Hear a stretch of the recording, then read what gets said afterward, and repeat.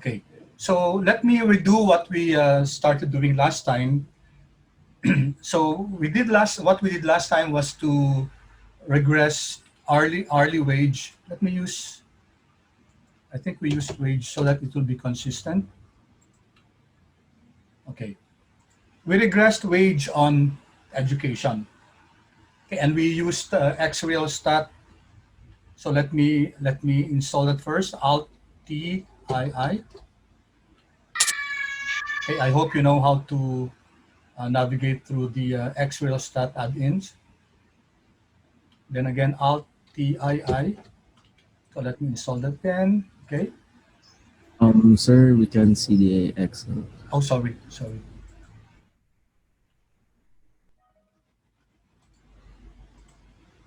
Thank you. So I failed to save what we did last time. I'm sorry about that. So let me just redo what we did last time. So I just reinstalled the Excel Real Stat. Okay. So let's regress now. Wage on education. I'll quickly do this. So Control M to access the real stat, which is here anyway. So regression, multiple linear regression. Our X is our education. Our Y is our wage. Okay, D1, okay, regression analysis. That's all we need. Okay, so this was our output last time. And we learned how to go through this one by one. I said that part of your quiz will be for you to be able to compute how all these items pan out. Okay, degree of this is your correlation between education and wage. We said that as much as possible, we want the correlation to be high so that our independent variable, our predictor, our explanatory variable has high power, has a high capability of predicting our and explaining our dependent variable. R squared, 16.47%, tells us that 16.46 around 16.5% of the variability of your response variable, which is hourly wage, can be explained by your independent variable education. And then the adjusted R squared, we adjust our R squared based on what are the two factors that determine adjusted R squared. They are the number of predictors and the sample size n by virtue of the formula which I have already written last time. Okay, so let me just write that for review.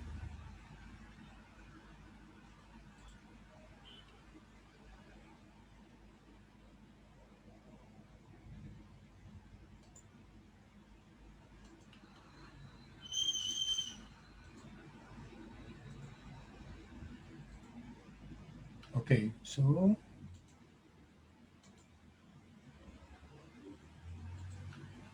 okay, we said that the formula that determines the adjusted R squared, we write it this way with a bar there, squared adjusted. It's 1 minus R squared, okay, over times n minus 1 over n minus k minus 1. So it depends on your n and your k. K is the number of predictors, our independent variables. Okay, then standard error. You remember the shortcut formula for that, guys?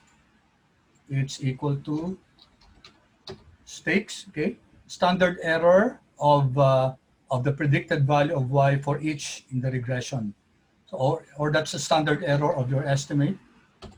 Stakes. So that's your known y's. This is your y. And then your known x. Okay, but last time we used named ranges, right? So that easier to do that. Let me check. Control F3. It's not here. So anyway, so the standard error that can also be computed by the square root of your MSE. This is your MSE. So let me do this, equal to square root of our MSE. Okay, so they're the same.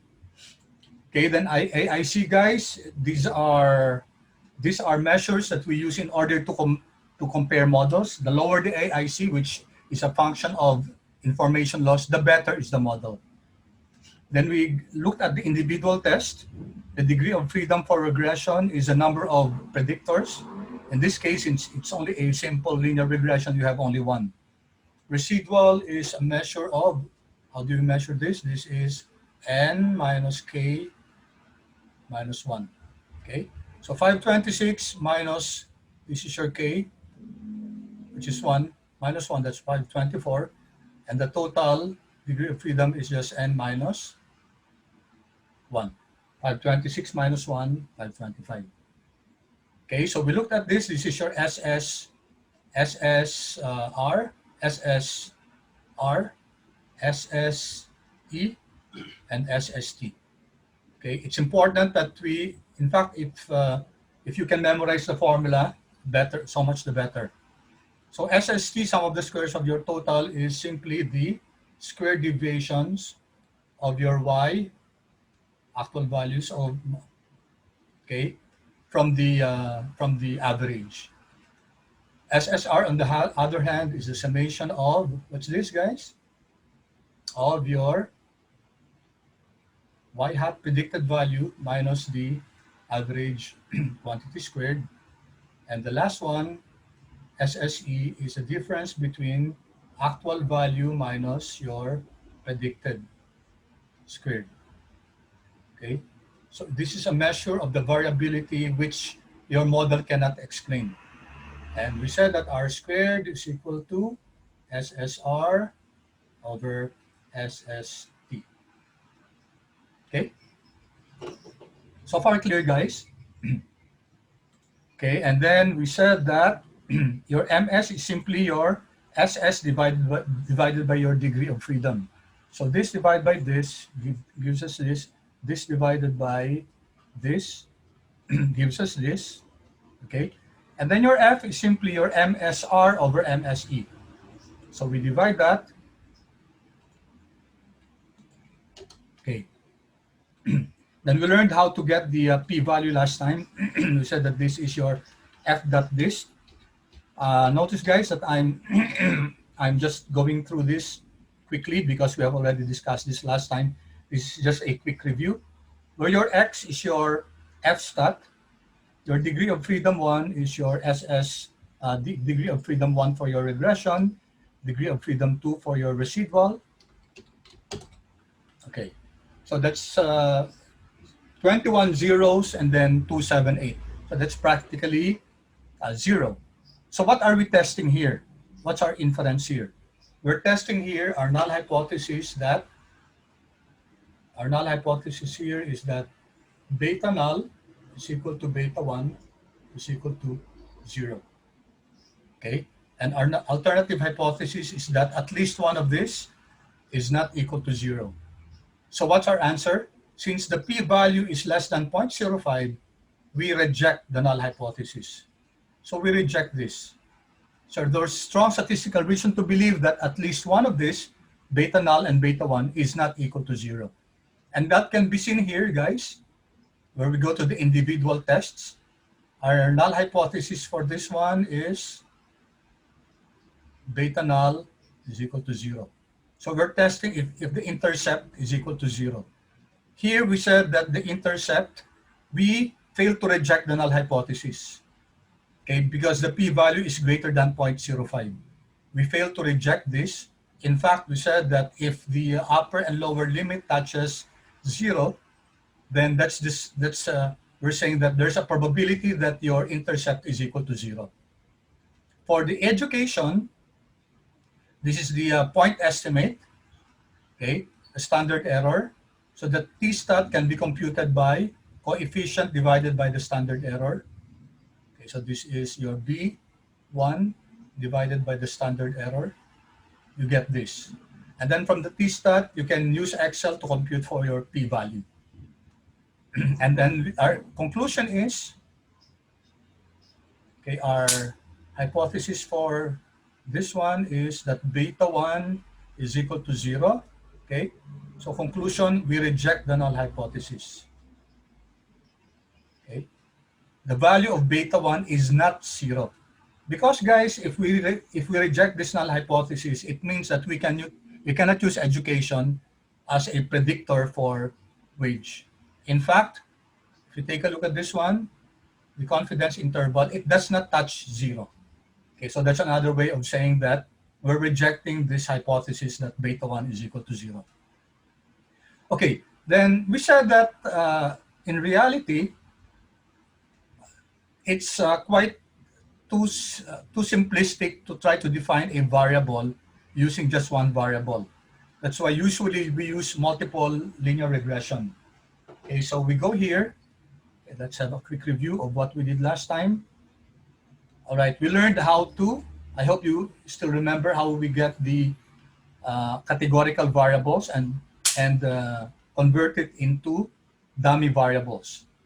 Okay, question, please chat in the box. If you have 2 levels of your categorical variables, how many dummy variables are you going to introduce? Everyone, please chat.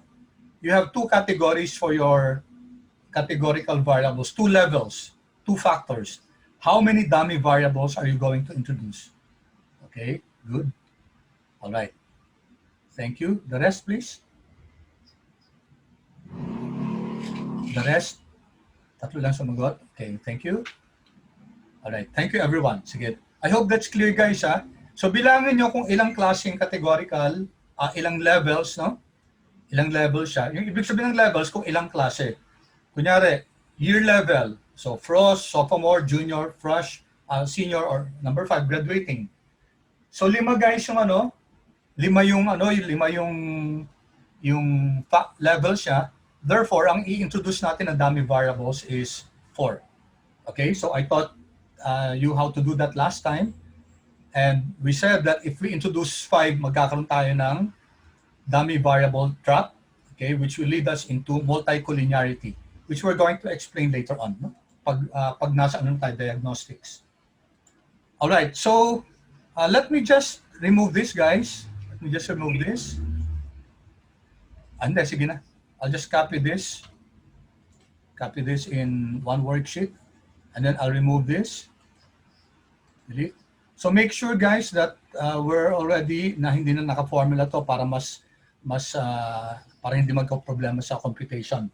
So we're going to use this all in all 7 variables in order to explain wage. Pag ganung klase, guys, that's what we call multiple linear regression. Kasi marami tayong independent variables which we're using to try to explain our lone dependent variable. By the way, guys, sa regression, sa multiple regression, anong klaseng dependent variable ba ang pwede natin gamitin? What kind of a dependent variable? Dapat siya, answer is quantitative, no? Dapat numeric siya. Hindi siya pwedeng binary, hindi siya pwedeng 1 or 0 lang, no? And kunyari, we cannot, let's suppose we're modeling, kunyari, ang dependent variable natin, female or male lang, or or yes or no. Hindi pa pwede yun, guys, kasi hindi siya, in a sense, hindi siya quantitative. Pag ganong klase, we use another form of regression called logistic regression, which we're going to do also in this class. Maglo-logistic regression tayo, where your dependent variable is not quantitative, but rather binary lang siya. So either 1 or 0 lang. Okay? So going back to our discussion, so i-regress natin to. We have done this last time. I'm going through this quickly because nagawa na natin to. Control M. Okay, we go to regression. Okay. Input range natin, isama natin hanggang X range, hanggang number of dependents, lahat. Si Y naman, yung wage natin. Okay. So, nasa J1 yung output ko. Okay.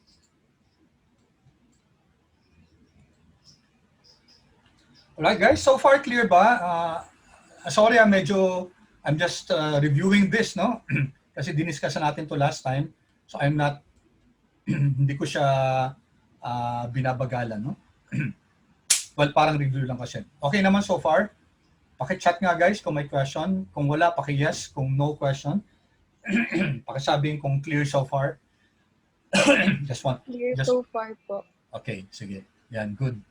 Thank you. Thank you. Okay, thank you so much. Clear po, sir. Okay, thank you. Alright, tingnan natin guys yung result ng multiple regression natin. Naalala na to si multiple correlation, guys? You remember this? How did we generate this? Remember? Anyone? How did we generate this? Kasi multiple to, no? So ginagamit natin lahat ng independent variables natin and we get its correlation with wage. Naalala niyo kung ano ginawa natin dyan, guys? If you recall, nag-y hat tayo, di ba? We computed for the y hat or the predicted value of wage using these variables. And then we compare it with our y. Our y is your wage. No? So what formula did we use for this? Hindi ko na papakita to, guys. I'll just show you one line. What's the formula to get the y hat or predicted y? Ano ginamit natin na function sa Excel? Guys? Anyone? Hello?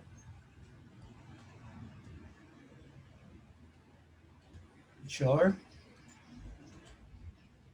Yeah, thank you. Thank you, Abby. It's your trend function. So pakita ko na lang guys, just in case nakalimutan nyo. Trend. Okay, so yung known y's natin is your wage. And then we have to fix this, F4, kasi ikakopy natin to pababa, no? And your known y's will not change.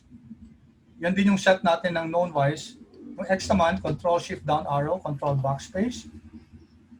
And then F4 natin, kasi naka-fix din yung hindi nagbabago yung known y's natin. And then your known X natin, ito. So we're going to use this row 1 in order to have a predicted value of your wage, given this excess. So comma, and then we want the intercept to be calculated normally, down arrow, tab, true. Then control enter. So this is your predicted y value. Copyhin ko lang to dito. Right? And then we copy this down.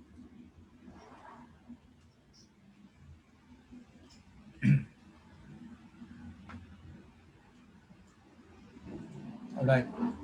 So we have a single value now for y hat based on using the independent variables. So we can now get the correlation here. So let ko lang dito is equal to correl RA1 natin yung y hat, comma, and then your y.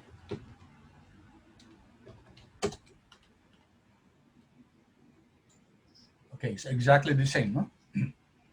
Exactly the same. Okay, pause ako guys. Clear so far?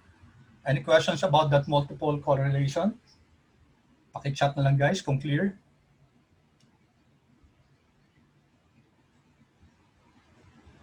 Okay.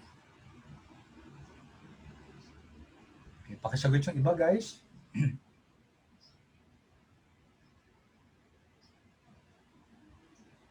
Okay. Yung iba hindi sumasagot. Okay, gusto ko lang malaman guys ha. Okay, thank you. Sige, salamat ha. Thank you. Okay, so itong R squared, okay, paano natin kinompute yan? Diba, dito yan, no? SSR over SST. So, kinompute mo na si SSR divided by SST. So that's your R squared. And we notice, guys, that the R squared increased compared to yung unang model natin, di ba? So, si simple linear regression, ang R squared natin is only 0.16. 16%. Adjusted R squared, mga ganun din. while dito class tumaas. Anong implication niyan? Mas kayang i-explain nitong 7 variables na to yung variability ni wage compared to using just one. Dito sa education lang ginamit natin. Dito, 7, no?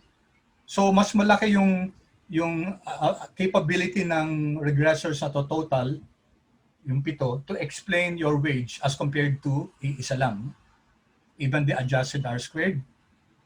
Okay? Si standard error, alam natin yan. This is equal to square root of your MSR. Okay? So in terms of standard error, guys, mas maganda rin kasi mas maliit yung standard error natin. Okay, remember the standard error is a measure of how close we're able to predict or model our independent variable. So mas maliit yung standard error, mas maganda. In terms of AIC, guys, 1146, SLR, 1282. So mas maganda pa rin si model 2 natin. So this is our model 1, this is our model 2. Okay, so let's take a look at our goodness of fit test. What is our null hypothesis here, guys? Ang null hypothesis natin dito is this is our overall goodness of fit test, where our null hypothesis is dito. Null hypothesis natin is beta null is equal to beta 1 is equal to beta 2 is equal to dot dot dot is equal to beta 7. Okay, and they're all equal to they're all equal to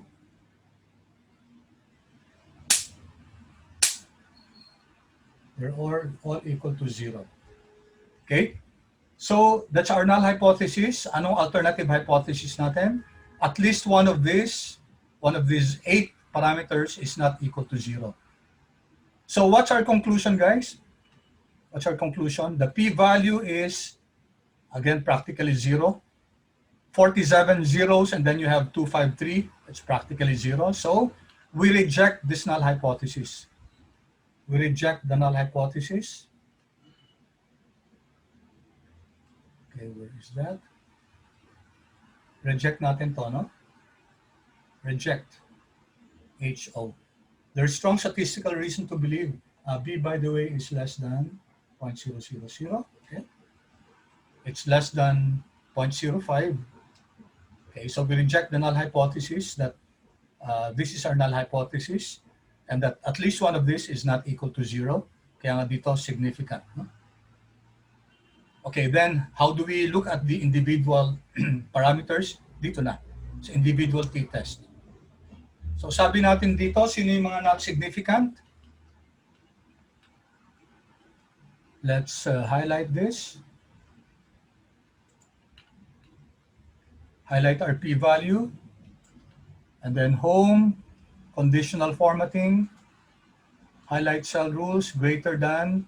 Let's highlight all that are greater than 0.05. Okay, let's just not change the default. Of course, you can change this. Pwede mo i-custom format yan depending on how you want it. All right. So we have 4 variables that are not significant. Si experience, si non-white, si married, at saka si number of dependents. All right. So only 3, including the 4, including the intercept, are significant. So if we're going to stop here, guys, ano yung magiging model natin? If we're going to stop here, then our model will be education. Okay. Sorry.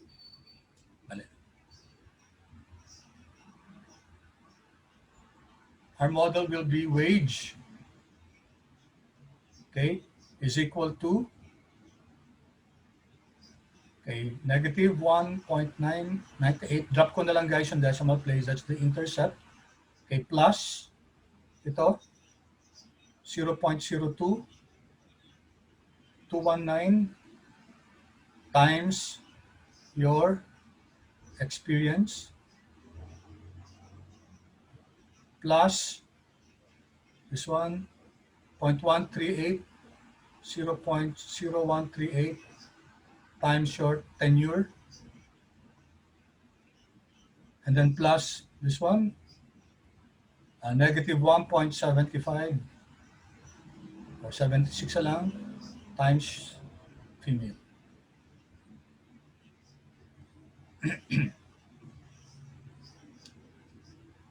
Okay, so that's our model, and then we include plus your error term, E sub I. Okay, now take note, ito yung equation natin. May error term, guys, kasi hindi mag-e-eksakto yan, di ba? Pag kinompute natin to, and we compare it with the wage, hindi siya eksakto. So, meron tayong error term.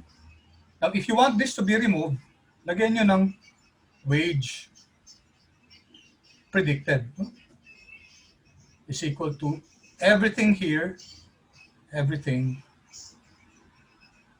except yung error term. Yan. Okay, clear guys? Pag hindi natin lalagyan ng predicted value guys, pag hindi natin lalagyan ng predicted to, magpa-plus error term tayo dito para equal talaga siya. Okay, because this is the actual value. Actual kasi to, no? So the actual is equal to this model plus a certain error term to accommodate for what the model cannot explain. When we put hat here, ibig sabihin predicted value yan. So yung predicted value is based on the model, so wala na tayong error. Okay, clear guys? Okay, I hope that's clear. All right, now, question.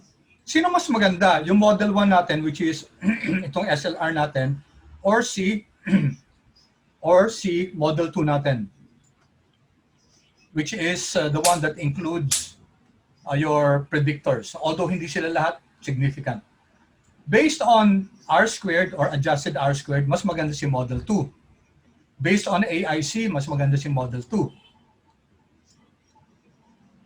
Based on standard error, mas maganda si model 2. Okay, so, but we don't just base it on that, we test statistically. So magkakaroon tayo ng statistical test. Ano yung test natin nun, guys? What test do? We call it ANOVA. Analysis of variance tayo.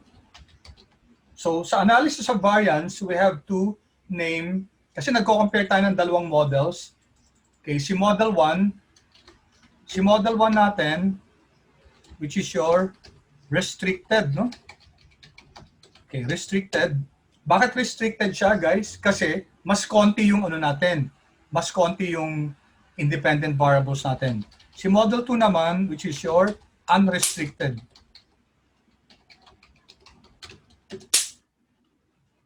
Okay? We'd like to test kung mas maganda nga ba si restricted as compared to our unrestricted.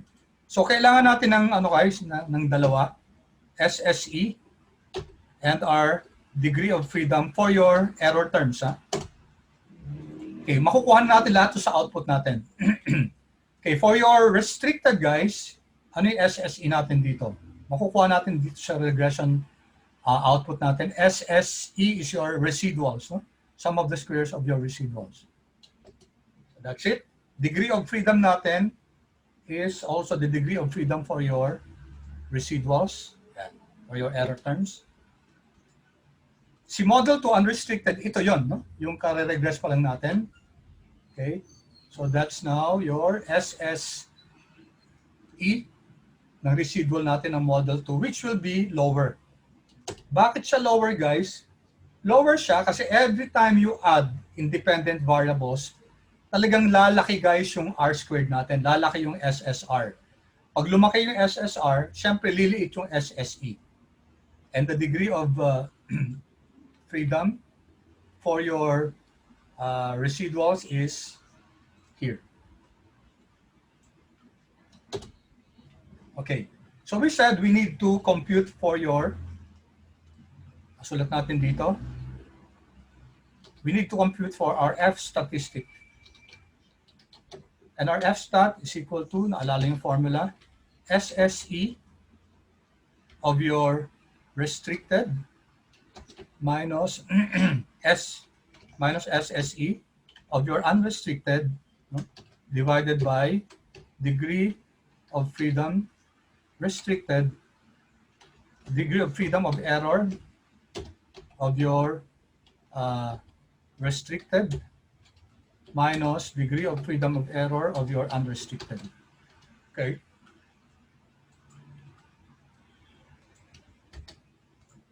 So that will be your numerator muna, no? Numerator. And then denominator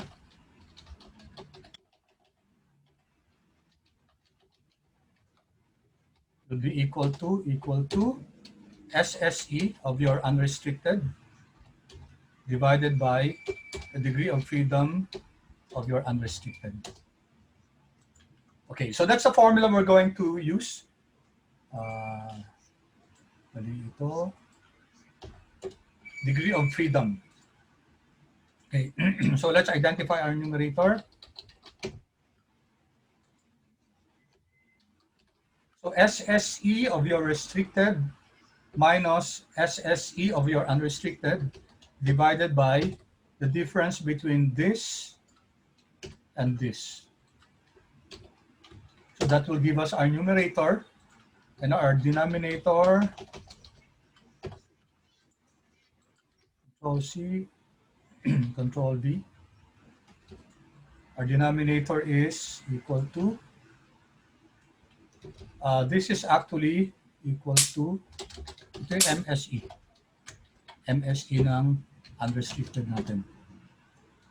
Di ba guys, SSE of your unrestricted divided by the degree of freedom of the unrestricted. Ito yun eh. SSE of your unrestricted, itong model natin, divided by DFE, is equal to MSE. Ito yun. How do you get this? Diba this is equal to this divided by this. Okay. So this will just be equal to, let's just copy that, MSE. Okay? So your F stat is equal to numerator divided by denominator. Okay, it's equal to this divided by this. It's 28.20, no? So anong gagawin natin dyan, guys? So ito yung F ano natin, sorry for the drawing. Ito yung F distribution natin. Andi dito yung F stat natin is equal to 28.20. We need to compute for the p-value. Yan. Ano nga yung p-value nito? If that p-value is less than 0.05, then we're going to reject the null hypothesis. But before that, let me write the null hypothesis. Ano yung null hypothesis natin dito, guys? Sa ano ba natin ito? Ang null hypothesis natin, ano ba yung dinagdag natin na variables dun sa dun sa unrestricted natin? So kino-compare natin, guys, yung restricted, which is just education lang. Okay? Education and the intercept. Dito naman, dinagdag natin si tenure, non-white, etc. So ito yung beta 1 sa dito at saka beta 1 din sa kabila. Ito yung mga beta 2 natin, beta 3, beta 4, beta 5, beta 6. So what we're testing really is kung yung mga inad natin na variables, ano yung mga dinagdag natin? Beta 2 is equal to beta 3 is equal to beta 7 is equal to 0. So that's our null hypothesis, guys. Beta 1, beta 2, beta 3, beta 4, beta 5, beta 6. Oh, sorry, beta 6 lang. Beta 6. Kasi si kasama so this should be beta 6. Beta 2 up to beta 6. Beta 1, 2, 3, 4, 5, 6. Ang tinetest natin, guys, itong mga additional na variables natin. Ito. Yung 6 na to. Yung 5 yan, guys. Yung 5. We're not testing experience kasi meron din dito yan eh. Ay, sorry. Mali na naman ako. Oh, wait. Hala, guys, sorry. Mali. What happened? Ba't wala sa education? Okay.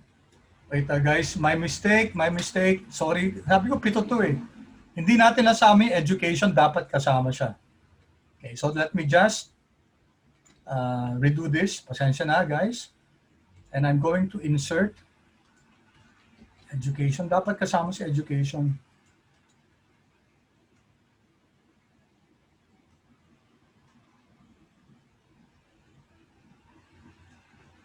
Okay. Insert.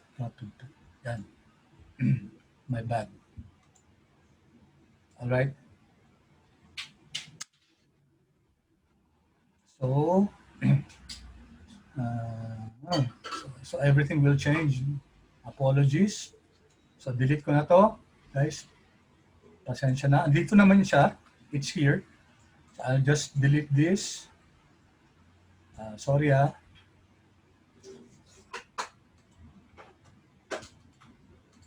Clear all ko.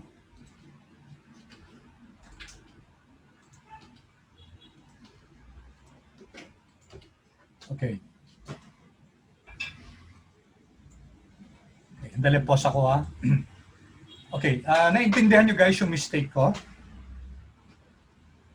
Kindly chat guys kung nakita nyo na mali ako yung kanina. Sir, I think may dalawang education. Nagdalawa education, no? Delete ko to. Pero alam nyo guys, naintindihan nyo kung bakit mali ako, no? Kasi hindi ko nasama si education.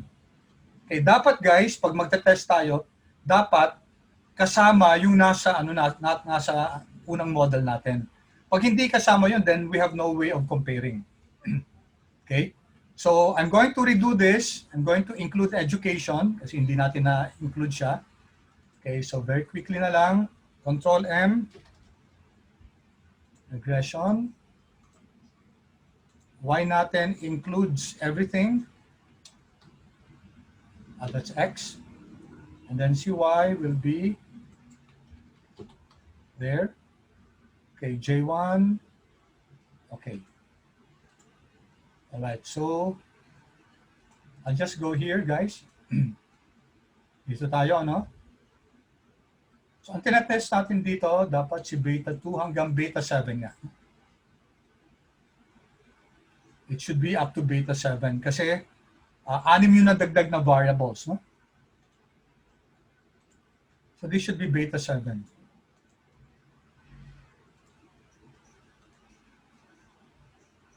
Beta 7.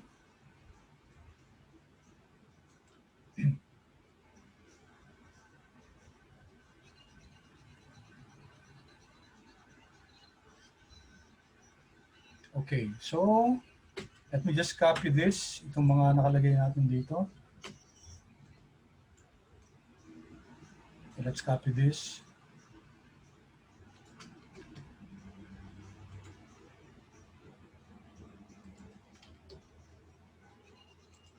Okay.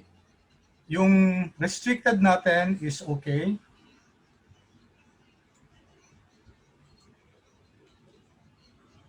Yung restricted natin tama guys kasi yung pa rin naman yun, no? Hindi nagbago to.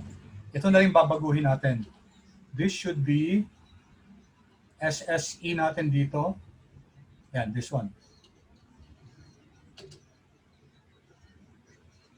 Oops, sorry. It should be equal to SSE dito. Ito. Yan. This is equal to ito.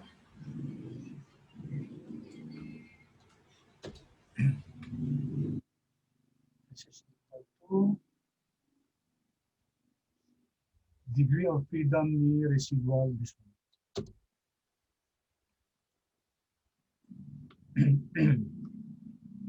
Okay, so far clear guys. Numerator natin which is ito, yung difference nito over the difference of this. So this is okay. Denominator natin is, sabi natin, we just copy it above. This one, tama. Therefore, our F stat is numerator over denominator. So hanapin natin guys si ano. So this mali ito.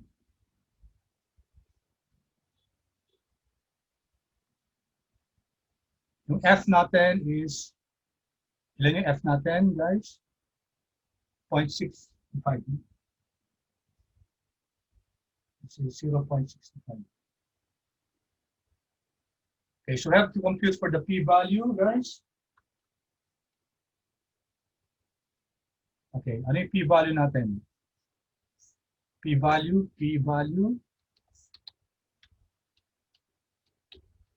equal to, ano gagamitin natin dito, guys?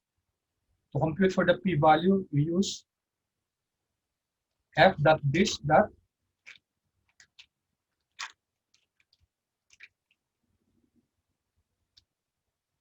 f dot this dot ano, guys?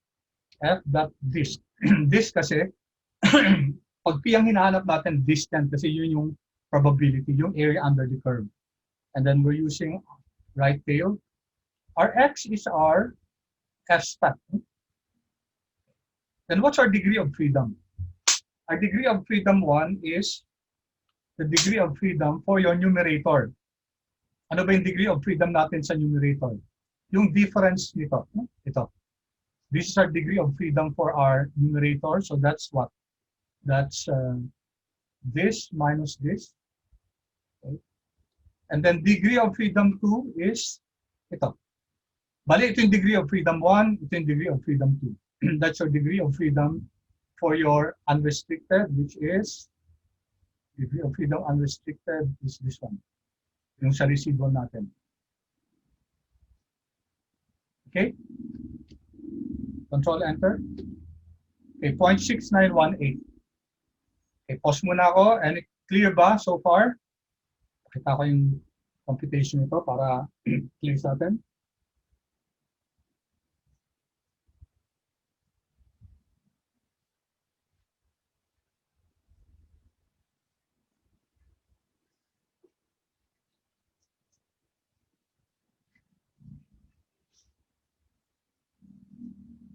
Okay, clear?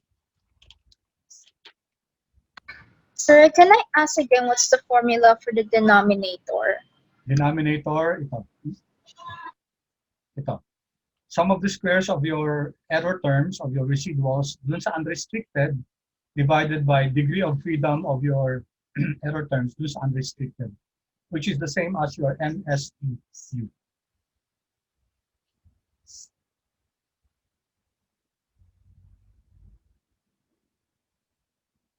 Numerator natin is this minus this divided by L minus this.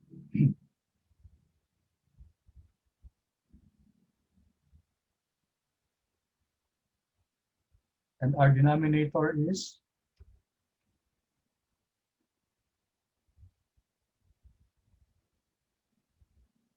this divided by this, which is your 8.7. Ay! Bakit 370? Dapat, ito, no? Picking up the wrong values. Kaya pala. Okay. Alright. Sorry guys, ang mali na pick up ko. Our denominator should be sum of the squares of your error terms dun sa unrestricted model, which is our model 2, divided by degree of freedom of your error terms unrestricted, which is the same as MSE unrestricted. Okay, any questions so far, guys? Tama pala tayo dito kanina. Kaya nagtataka ako dun sa value natin.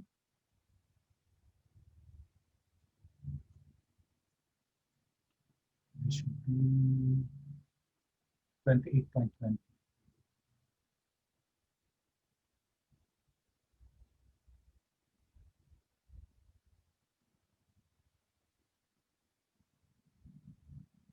Okay, questions? Clear ba so far, guys? Okay, ano nga kung, kasi sorry Yes, sir. nagkakamali ako sa pag-pick up, no? Paki-chat nga guys kung clear, kung yes. I don't want, yes, sige, question. Yung p-value po, yung Yung paano formula. po? Sige, pakita ko ha. Sige, ulitin natin dito, no? I'll remove this. Okay. So yung f-stat natin guys is just the quotient of this, no? Yung numerator natin divided by the denominator. Okay, so that's our f-stat, just the quotient of this. And then we're going to use this in order to compute, we're going to use the f-stat to compute for the probability. Dapat yung, pag gusto natin i-reject to guys, okay, dapat yung probability natin less than 0.05. So let's see. Sabi natin, di ba, f dot this, pag kinocompute natin yung probability, this ang ginagamit natin. That RT, guys, kasi right tail yung ano natin. Ang F natin guys, right tail yan. Laging positive yan si F kasi it's a ratio eh. Yan, okay. Then ano yung X natin? Our X is our F-stat. Okay. Degree of freedom natin is the degree of freedom of your numerator. Kung titingnan natin dito, yung degree of freedom dito is the difference between DFE restricted minus DFE unrestricted. So that will be this minus this. Or in other words, guys, ilan yung nadagdag na variables? Kasi ang difference ng 6. So ang nadagdag natin na variables, na explanatory variable is 6. Sa simple linear regression, isa lang yung explanatory variable natin. Sa unrestricted, 7. So ang difference nun is 6. And that will be your degree of freedom for your numerator. Ang degree of freedom natin for our denominator is this one. So susundan lang natin kung ano yung pinag-divide natin. And that will be your degree of freedom for your error term of your unrestricted, which is this one. Take note, this is our unrestricted model, guys. Diba? Okay. All right. May questions dito, guys, sa formula niyan? Clear po, sir. Okay, sige. Enter. All right. Our p-value is 280 tapos 3379. No? So that's practically 0. So anong inference natin, guys? Anong conclusion natin? Reject or fail to reject tayo? Reject. Reject. Since our p is less than practically 0, di ba? Right? So ang conclusion natin, reject the null hypothesis. Ito yung null hypothesis natin na yung mga additional parameters natin are all equal to 0. In other words, guys, ang sinasabi natin dyan, walang saysay yung mga dinagdag natin na beta 2 is equal to beta 7 if we're going to not reject that. So another way to say this, as yung null hypothesis natin, mas maganda si restricted model kaysa kay unrestricted. And since our conclusion is we're going to reject that, ang ibig sabihin nun, mas maganda guys si unrestricted model. So may saysay yung pagdagdag natin ng mga independent variables. Okay. My apologies guys, mababago to ha. So mali na to, no? Kasi nagbago na yung mga ano natin. Konti lang naman siguro. Practically the same pa rin, no? 0.0138, okay. Negative 1.76, okay. Halos pareho din pala guys, no? So tanggalin ko na to. It's almost the same yung answers natin. All right. So is that the final model, guys? Is that the final model? Answer, guys, no. Hindi pa pwede. Bakit? I-highlight ko ulit dito, home, conditional formatting, highlight cell rules greater than 0.05. Okay. So di ba 4 yung tinagal natin? Di ba 4? So meron tayong tinatawag na stepwise regression. Let me write that here, stepwise regression. Ano yung stepwise regression? In choosing the final model, we have to come up with a model where all the variables are already significant. So ang gagawin natin dito, dalawang klaseng stepwise, ano? Well, tatlo actually. Forward selection We also have backward selection. And then we have, meron tayong mixed, I think it's the mixed method, no? Okay, ano yung forward selection, guys? Ang forward selection, ang ginagawa niyan, isa-isang linalagay yung yung one at a time linalagay yung independent variables. Until such time na ang final model natin, yung yung lahat significant na. Si backward selection naman, isama natin lahat, ipasok natin lahat ng mga independent variables, tapos one at a time, tatanggalin natin. Okay, that's what we're going to do kasi mas mahirap gawin si forward selection.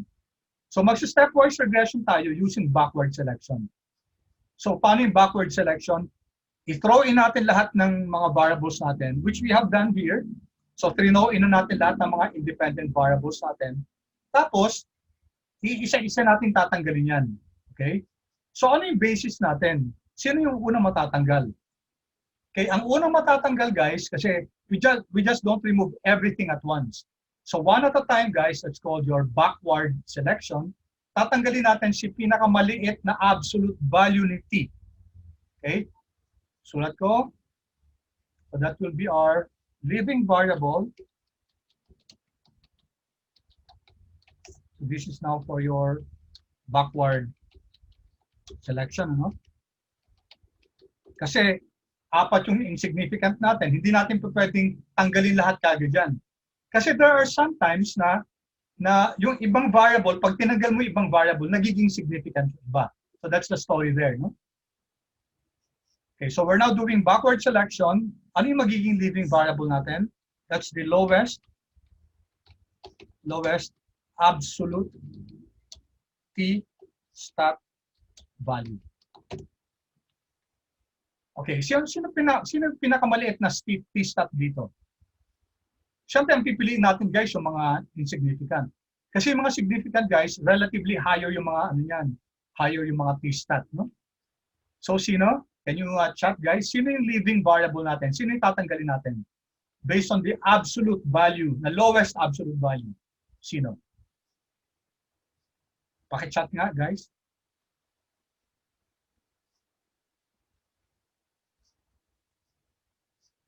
Okay, chat, please.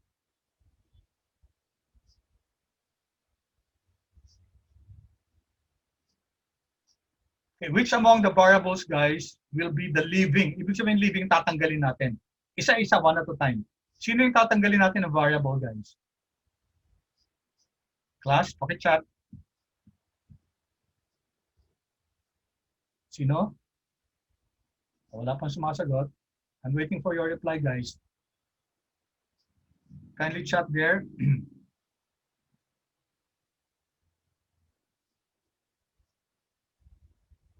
Non-white. Sino pa? Si Ernest lang yung sumasagot. Non-white, experience. Non-white, experience, non-white. Okay, non-white. Okay, non-white. Okay, thank you for answering, guys. No? The correct answer is, tingnan natin, no? Si experience, hindi siya, okay, 1.78 siya. Si non-white, negative 0.25. So tanggalin natin yung mga tanggalin natin yung mga negative or positive.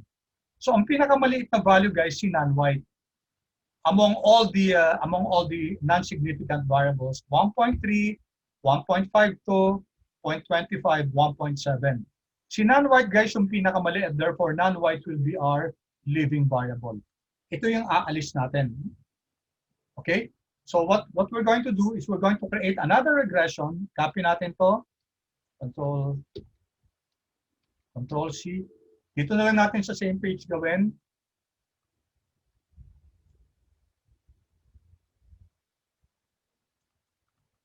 So let me write that here, Control V.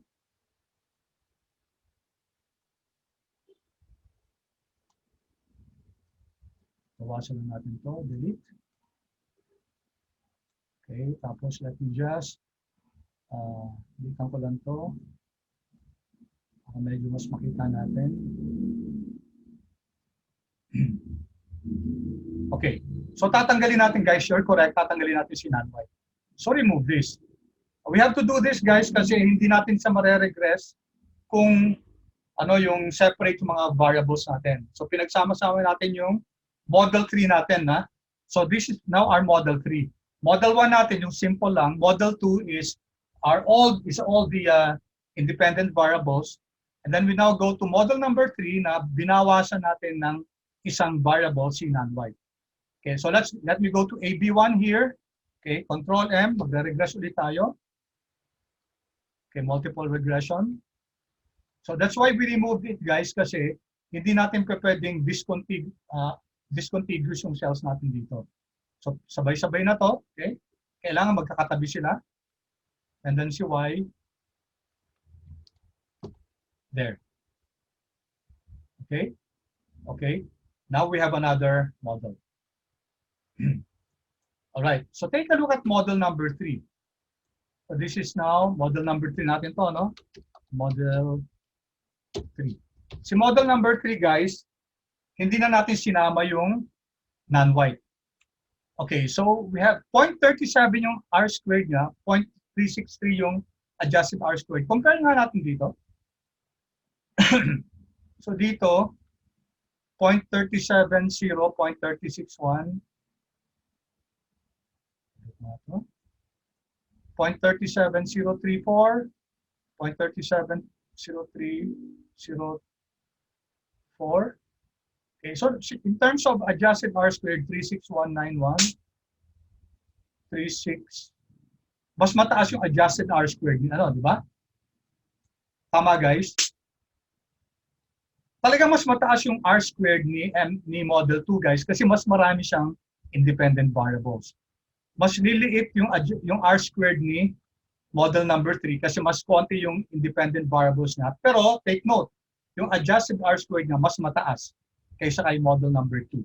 Also, yung akaiki, guys, tingnan yung akaiki natin, 1144, 1146. Mas mababa si akaiki ni model number 3. About standard error, 2.94, si model 3, ito 2.95. So mas maganda si model number 3. All right? So clear so far, guys? Clear tayo? So in terms of adjusted R squared, mas okay si model number 3. In terms of akaiki, mas maganda si model number 3. In terms of standard error, mas maganda si model number 3. So lumalabas na, hindi na kailangan pala yung non-white na variable. So kung hindi kailangan yun, ba't natin ilalagay, di ba? So sabi natin, mas maganda kung parsimonious yung model natin. Okay, let's take a look at our ANOVA. So okay siya. Okay, we reject the null hypothesis that all your predictors are all equal to 0. So at least one of them is not equal to 0. Pero natin ngayon, guys, sino yung mga sa individual test, sino yung mga hindi significant? Greater than, natin itong 0.05. All right. All right. So we have still, kanina 4, ngayon 3, no? So lumalabas na si experience, si merit, at saka number of dependents, hindi pa rin sila significant. No? Okay. So ang question, which is better?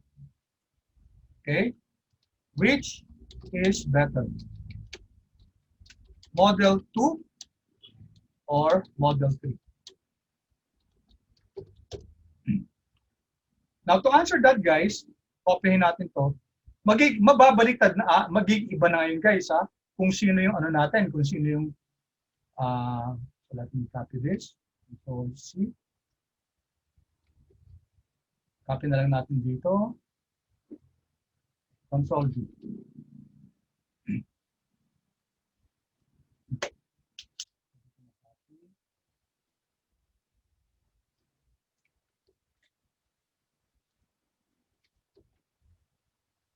Okay.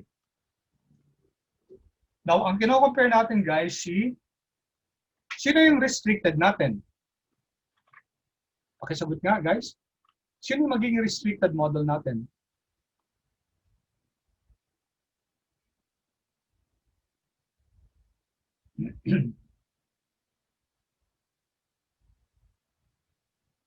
Sino yung magiging restricted model natin, guys? Paki-chat. Which model now will be the restricted and which model will be the unrestricted? Model number. Ang restricted natin si model number 2. Ganun ba? Restricted, ibig sabihin, mas konti. Okay, the correct answer is model number 3. Bakit? Si model number 3, guys, ilan yung predictors natin kay model number 3? 6, ba? Si model number 2, ang predictors natin, 7. Right? So kung sino yung mas konti, guys, this is model number 2, no? Kung sino yung mas konti, yun ang restricted natin. Okay? I hope that's clear, guys, ha? Kasi binawasan natin si model number 3 ng isa. Therefore, ang restricted natin, si model number 3. Again, kung sino yung mas konti, siya yung restricted. Model number 2 will be our unrestricted. No? Okay, tama, guys? Alright, so let's compute. Restricted natin si model number 3. So, ang SSE natin is model number 3 restricted. So this will be restricted 4508. Degree of freedom natin dito is, kakapi lang naman natin, guys. Ito yung restricted natin, no? Tapos yung unrestricted natin, yung mas maraming variables, mas maraming predictors. So it will be this one. And equal to that one.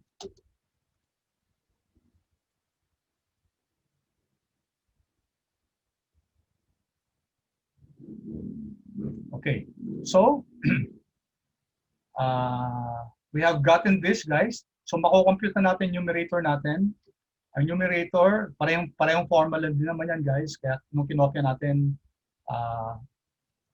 and then this one, our denominator will be, sabi natin, di ba, this will be yung ano natin, ang denominator will be MSE ng unrestricted.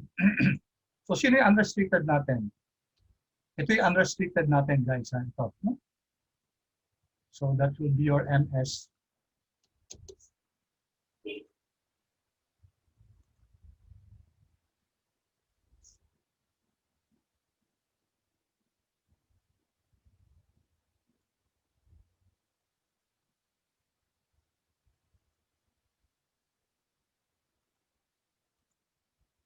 Okay, clear so far, guys?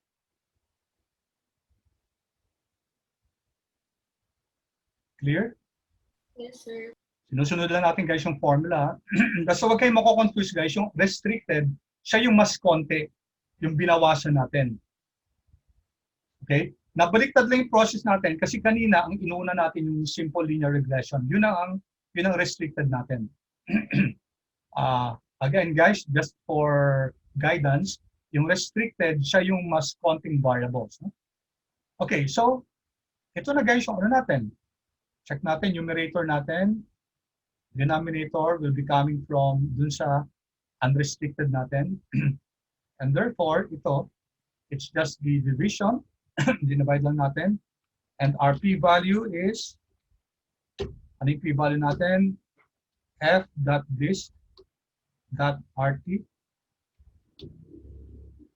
Degree of freedom 1, ang x natin is this one. This is our f stat. Degree of freedom 1 natin is, ano yun, guys? Yung numerator natin dito. Ano yung numerator natin? Ito, no? So this is this one minus this one. 1 lang siya, guys, kasi 1 lang naman yung difference ng variable nila. No? 7 versus 6. And then degree of freedom 2 will be the degree of freedom of your unrestricted. So, kunin natin dito yan. Unrestricted natin is this one, degree of freedom ng residual ng unrestricted. Okay, enter. All right, p-value is 0.79. Okay, anong conclusion natin, guys? Before we write the conclusion, tanong muna, ano yung null hypothesis natin dito? What's our null hypothesis? Sa ano ba natin? Our null hypothesis is Compare natin guys si restricted at saka si unrestricted. Si unrestricted mas konti, di ba? 6 lang siya. Si restricted, 7. Right? Tanong, ano yung dinagdag na variable? Sino yung dinagdag na variable, guys? Sino yung dinagdag na variable? Anong variable ang meron kay model 2 na wala kay model number 3? Yung tinanggal natin. Or in other words, yung nadagdag sa model 2. Sino? Di ba si non-white? Tama ba, guys? Correct, guys? Si non-white? Hello? Yes, sir. Tinanggal natin si non-white, di ba? So ito yung difference ni restricted at saka si unrestricted.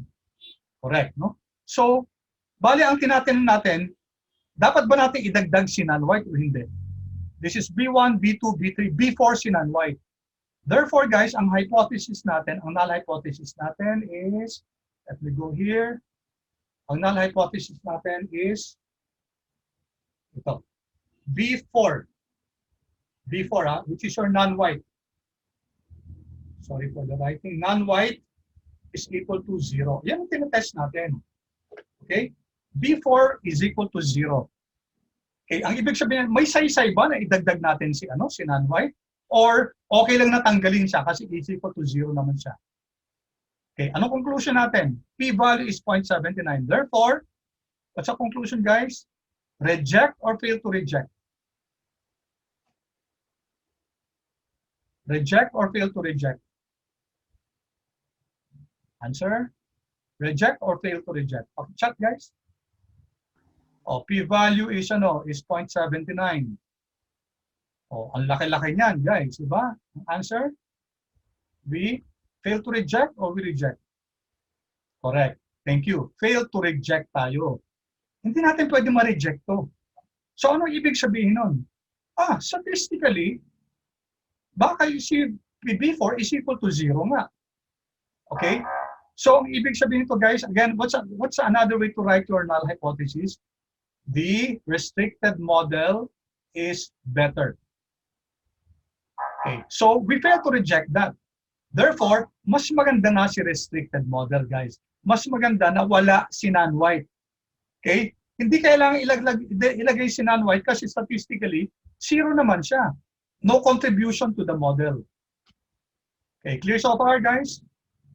Clear? So between model 3 and model number 2, napakita natin, model 3 is the restricted model in reference to model number 2. Mas maganda si model number 3. Mas maganda yung restricted model na to na tinanggal natin si non-white kasi we failed to reject the null hypothesis that B4, which is non-white, is equal to 0. 0 siya. Okay? 0 siya. Kung 0 yan, guys, hindi natin mapapasok sa regression model na kasi 0 din naman yan. Wala siyang contribution in explaining our range. Alright, clear so far, guys? Clear? Pakichat nga, guys, kung clear. Clear Okay. po. Okay. Yung iba, gusto ko lang, guys, magkaroon ng feedback sa inyo, please. Clear po, sir. Okay, sige, thank you. Ayan. Thank you, good, good. Happy about that. Okay, happy ako, guys, basta nakikita ko nakukuha nyo, ha. And kung nahihiya kayo dito, guys, please PM me. If you want some portions here to be explained, I'll appreciate even having a conversation with you via messenger kung gusto yung ma-explain ang some aspects dito. Alright, so what's the next step, guys? Isusulat na ba natin yung model natin na kasama itong 4 na to? Itong intercept, itong education, itong tenure, itong female? Hindi pa.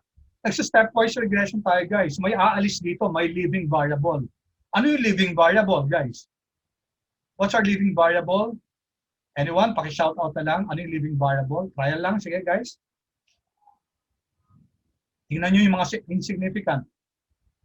Sino dyan yung pinakamalaking p-stat? Absolute value. Sino? Okay, guys. Answer, please.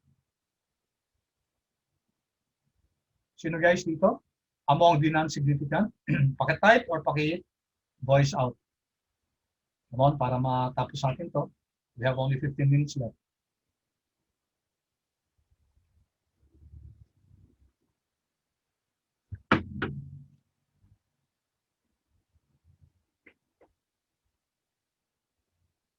Walang sumasagot, guys?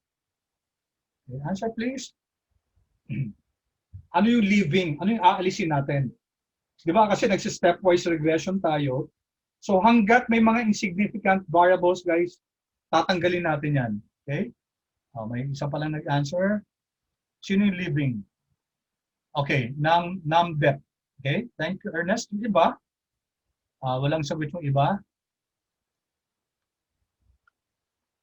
Paki-voice out, guys, or paki-chat, please.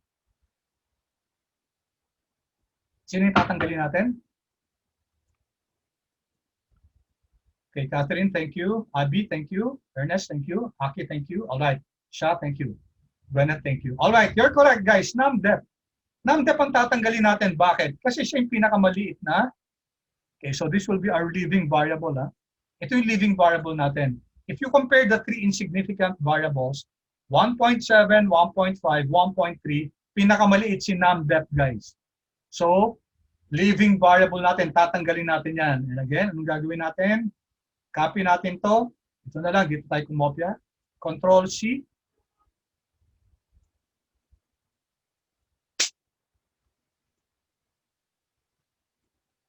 Control V. Alright. Then, tanggalin si number. Delete. Okay, I'll pause for a while, guys. Okay, and then, this will be your assignment, guys. No? Assignment nyo to be submitted. To be submitted tomorrow. Kasi plus to, I will consider this as plus question. Ano yung assignment nyo? Tapusin nyo, guys. Gawin yung ganito. Until maging significant na lahat. No? Okay, until maging significant na lahat. And then, what you're going to do is to compare. Pareho ba yung initial model natin?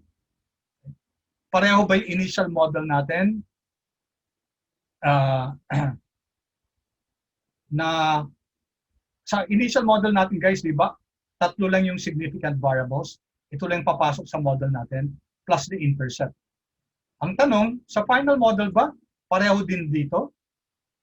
And what's the implication, guys? Kaya makikita nyo na pag nagpa-final model na kayo, huwag nyo kagad tatanggalin lang. Huwag nyo sasabihin, ay, insignificant to, tanggal kagad na dyan. Okay? Kasi may makikita kayo, guys, sa dulo. May makikita kayo sa dulo na kung pareho lang ba, kung tinanggal natin automatically lahat, or if we stuck to the process, isa-isahin natin. No? Okay? So anong gagawin nyo, guys? You continue this process, kailangan mag-aan din kayo.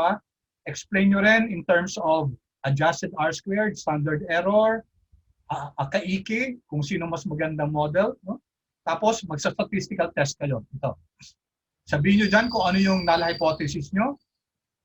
Dito, of course, ano yung alternative hypothesis natin dito, class? Right, guys, your null hypothesis and your alternative hypothesis. Dito, ang alternative hypothesis natin is HA is beta 4 is not equal to 0. Yan ang alternative natin. No? Okay. Iisa lang kasi yan kasi, guys, isa lang yung dinagdag natin, no? Dun sa unrestricted. Okay, ang tinatest natin again dito, guys, is beta 4, yung dinagdag natin sa unrestricted, equal to 0. Ibig sabihin, may sense ba na idadagdag pa natin yung 9y? Okay, statistically ba? Significant ba yan? And it turns out, guys, here, with a p-value equal to 0.79, we're rejecting the null hypothesis. So, we fail to reject the null hypothesis. Ibig sabihin, there's a statistical reason to believe that this is indeed equal to 0. Kaya mas maganda yung restricted model. Okay, remember, guys, the layman's term for this null hypothesis is the restricted model is better. Since we fail to reject that hypothesis, then turns out that the restricted model is better. And then we attempted to see, guys, kung sino yung next na leaving variable, number of depth dependent. So, ang gagawin nyo ngayon, guys, sa yung assignment, mag-create ako, guys, ng assignment sa canvas natin. Doon nyo isi-send, Doon nyo isi-send yung assignment nyo. Ituloy nyo yung discussion, okay? Maglagay kayo guys ng analysis na sa ilalim kung bakit, you follow this, no? Yeah, ganyan lang. Which is better, Model 4 ngayon or Model 3? Yung susunod kasi, you're comparing now Model 4 and Model 3. So, i-compute nyo, i-identify nyo kung sino yung restricted at saka yung unrestricted. Sige nga, tanong ko nga kay guys, between Model 4 and Model 3, sino yung restricted? Model 3. Model 3. Wait na, si Model 3 natin guys, si Model 3 natin, ito yon, no? Ito si Model 3. Si Model 4, Model 4 po pala, sir. oo, tama. Si Model 4 ngayon yung restricted. Bakit, guys? Plus, bakit restricted si Model 4? Tinanggalan natin ng... Correct. Tinanggalan natin ng number of dependents. Tinanggal natin yung variable na yon. Ang regressors natin dito, 5 na lang. Dito sa model number 3, 6. Di ba? 6, oh. 6. 6 yung regressors natin. Therefore, between model 4 and model number 3, model 4 is your restricted model, model 3 is your unrestricted model.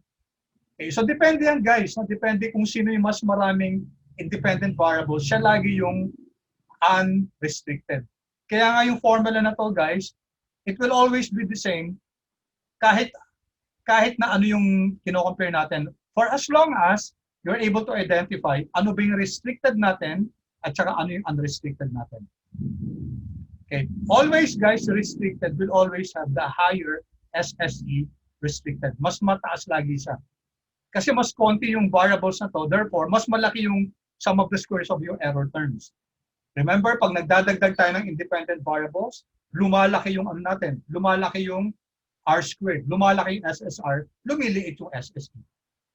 Okay, so that's the way to go about it. All right. So, I have a few more minutes. May questions kayo? Pause muna ako. Sir, Yes, sige. is it alright if you could move the deadline to Monday, if ever? Monday? Ang tagal naman masyado. How about Friday, guys? Kasi itutuloy nyo lang naman to. I'm going to post this, no? I'm going to post this, tapos i-continue na lang. Kasi pag Monday pa, baka makalimutan yung, yung steps eh. Okay lang ba yun, guys? You can use this, no? You can use this, or gusto nyo baguhin yung iba dito. Tapos, i-continue nyo lang to, no? I-regress nyo ulit to, tapos sino nyo kung baka nga sa next step, baka tapos na eh. So, you might just be adding just one last step, no? What do you think, guys? Kasi kung Monday, masyadong pang matagal yun. Sir, if Friday 11:59 po. Sure, sige. Basta Friday yan, ang gabi. Okay lang yun, guys? Yes po. Madali lang yan, guys. It will not be long. And the reason why I want you to do this immediately is habang fresh pa. No? So, ipopost ko rin itong video na to for your reference. Kung tutusin, guys, isang step na lang yata yan. So, this will not really take you more than 15 to 20 minutes. No? Okay, so yung workbook po ba yung ipapasa namin or gagawa na lang po kami? Nasa inyo guys, you can use this kasi ipopost ko rin naman to. Kung gusto nyo medyo, kung gusto nyo i-modify na ng konti to, or you can just continue this. It's up to you. So, sir, you'll be posting this? Yes, this one. I'll be posting this one. Para ituloy nyo lang.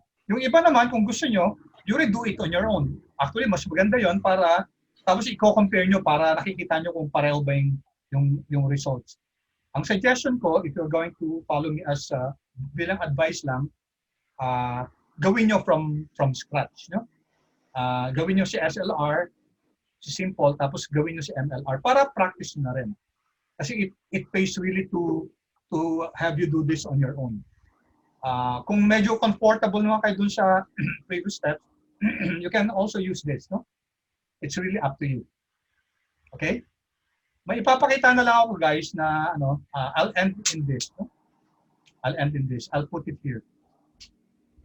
Actually, ito yung power ni real stats. No? Kasi si real stats, meron siyang Sorry, may question? Okay, wala. Si real stats guys, meron siyang power na stepwise regression.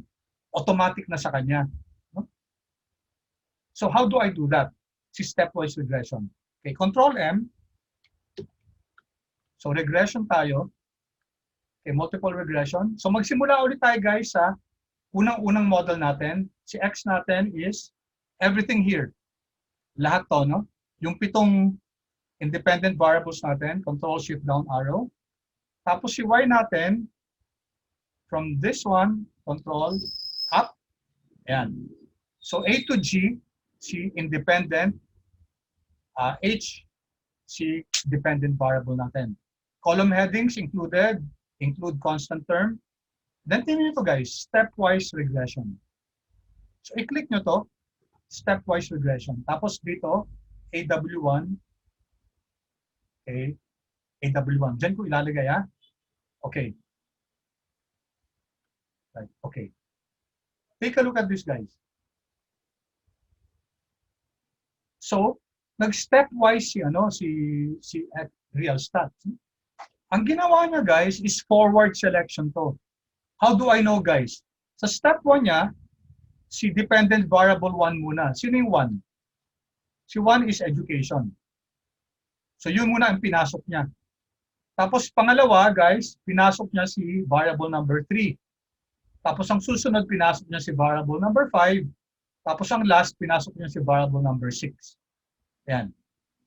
Okay, and then, okay, going here, okay, ito yung final model niya.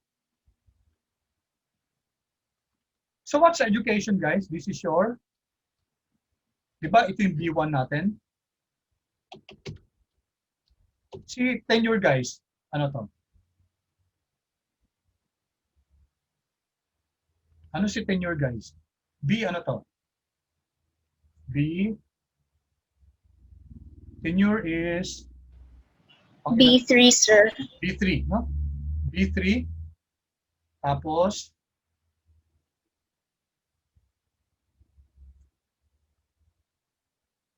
B3, tapos si female, B, ano yan, B5.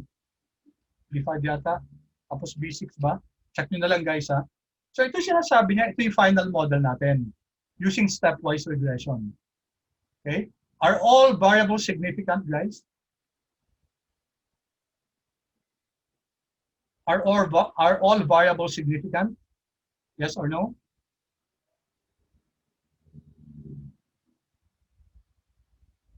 Yes po, sir. Yes, all variables are significant. Ito na yung final model. Okay, and I'm pretty sure guys that you'll come up with this final model also. Okay, tingnan nyo guys, so apat yung final model natin, 4 yung variables. Nung nagsimula tayo guys, ang lumalabas, 3 lang.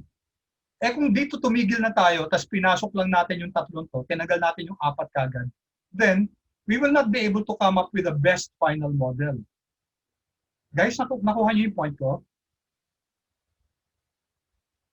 Yes or no, please? Nakuha niyo yung point ko? Yes. Okay, kasi nung una kanina, di ba, rinegress natin lahat, tapos in-identify natin yung mga hindi significant, we might be tempted to immediately take off all, tanggalin na lahat, yung natitirang significant, except for the intercept, kasi si intercept, kahit significant yan o hindi, pinapasok pa rin natin yan. Yun na yung final model natin, which was this one. Mali yun, guys. Kasi meron tinatawag tayong stepwise regression na isa-ising natin yan hanggang we come up with the final model. So, lumalabas dito, guys, ang final model natin, based on the stepwise regression, apat yung significant natin. 4 yung significant na variables natin. Diba? Alright, and this is the best, this is the optimal model. Okay, clear yon guys? Clear? Clear? Paki-yes or no, guys? Yes, sir. Alright. Sige, so let's stop there for a while. Okay? So, ito na yung ano natin. Next meeting, guys. Next meeting.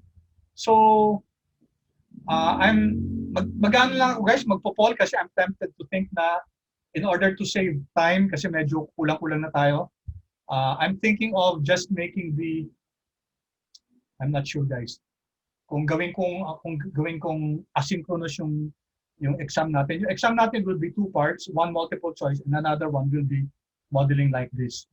So, magpo-poll na lang ako kasi nanghihinayang ako dun sa, instead of us discussing the lesson, dun pa tayo magsisynchronous na quiz. So, ano na lang guys, so siguro mag-decide na lang tayo kung Ganun. Alright, so let me stop for a while. Okay? So clear ba tayo guys sa assignment natin? Assignment natin guys, itutuloy lang natin yung yung model na to, ito from here. Tuloy nyo lang, tapos tingnan nyo kung saan matatapos. Of course, you'll have to compare model 4 and model 3. And then kung kailangan pa ng model 5, i-compare nyo si model 5 at saka si model 4.